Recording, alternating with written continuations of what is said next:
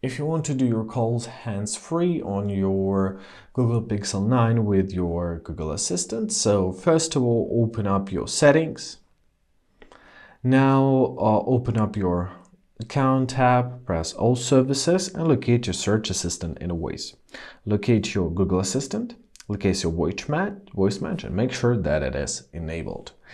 All right, now we can say, "Hey Google, please call Helen from my contacts."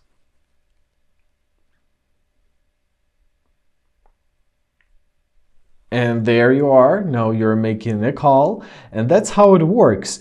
So you can ask any contact and simply do this, and or you can say the phone number directly. So you can say, "Hey Google," and then say the whole phone number. But basically that's it. I hope this video was helpful. Thank you so much for watching. Have a great day. Please consider subscribing to our channel.